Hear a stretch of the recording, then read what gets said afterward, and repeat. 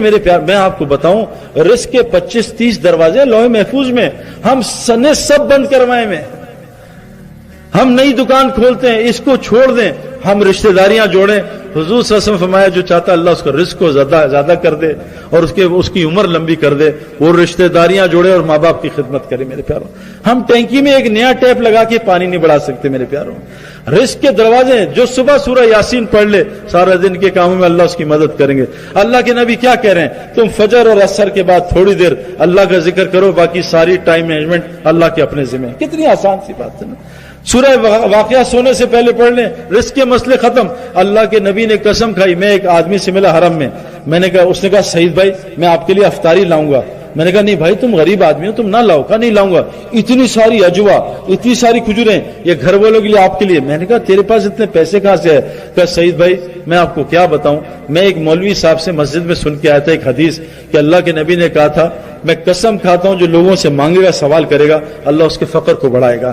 آج ہم کتنے سوال کرتے ہیں، زبان سے نہیں تو اشارے سے کرتے ہیں، یار گھر میں ذرا کڑکی ہے، یار حالات خراب ہیں، اشارے سے کر دیتے ہیں۔ دل کا سوال کیا جو سوال کرے گا اللہ اس کا فقر بڑھائے گا، اور اللہ کے نبی نے قسم کھائی ہے جو صدقہ کرے گا اللہ اس کا مال بڑھائے گا۔ کہا سعید بھائی مجھے 2000 تنخواہ ملتی تھی، 2000 ریال۔ میں کیا کرتا تھا، میں نے روزانہ 10 ریال نکالے کہ روزانہ ایک حاجی کی خدمت کھانا کھلاؤں گا۔ میں نے 10 ریال روزانہ، 300 ریال باہر، باقی گھر بھجواتا خرچہ۔ کہا سعید بھائی 5-6 مہینے میرے پر ٹائٹ گزرے، اس کے بعد کیا ہوا، آج تک میں کسی کی طرف دوڑنا نہیں، مجھے روزانہ میری جیب میں کوئی 500-600 ریال ڈال دیتا ہے۔ اللہ کے فضل سے ایوریج مجھے اللہ 10,000 ریال بھجواتے ہیں 3,000 کی ٹکر میں، 300 کی ٹکر میں۔ 300 اللہ کو دیتا ہوں، اللہ اس کو 10,000 ریال کر کے بھیجتے ہیں۔ میرے پیاروں ہماری لائن یہ ہے صدقے کی۔ علی رضی اللہ عنہ بیٹھے ہیں اور وہ ایک آیا سائل کہ علی کچھ کھانے کو دے، بہت دنوں سے بھوکا ہوں۔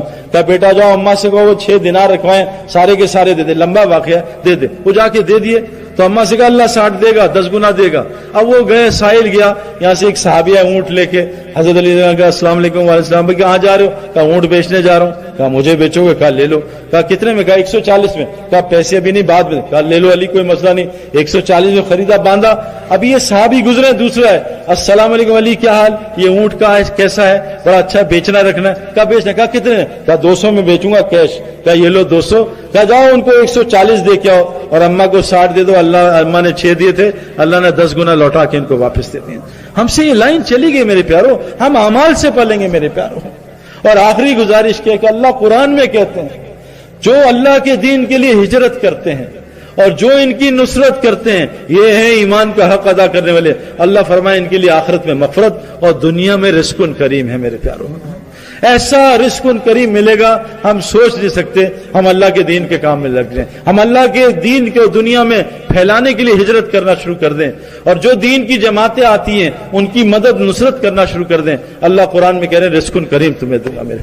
میرے پیاروں زندگی بہت تھوڑی ہے، ہم سب نے مر جانا ہے۔ اللہ قسم کھا کے قرآن میں کہتے ہیں 4 قسمیں قسم کھائی کہ جو 4 کام کرے گا خسارے سے بچے گا، ایمان بھی لائے گا، نیک اعمال بھی کرے گا، حق کی تبلیغ بھی کرے گا، اور جس پہ حالات آئیں گے اس پہ صبر کرے گا۔ اللہ قسم کھا کے کہہ رہے ہیں یہ 4 خسارے سے بچیں گے، باقی سارے خسارے میں چلے جائیں گے۔ میرے پیاروں دیکھو انسان کو اللہ نے لالچی بنایا ہے۔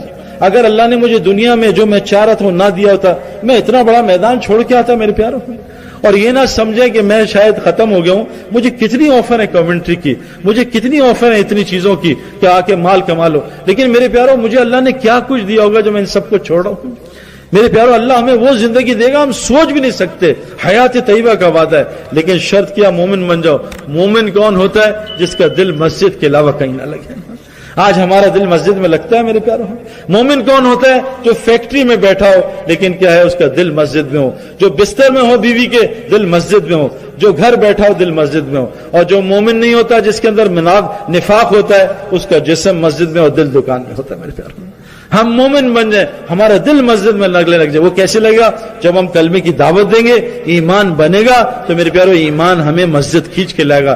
ایمان بنے گا، یہ ایمان ہمیں ہماری مسجد کو ہمارا گھر بنا دے گا۔ یہ ایمان بنے گا، پھر یہ ایمان ہمیں اللہ کے راستے میں نکالے گا۔ اس ایمان کو بنانے کے لیے میرے پیارو اللہ کے راستے میں نکلنا پڑتا ہے قربانی کے ساتھ میرے پیارو۔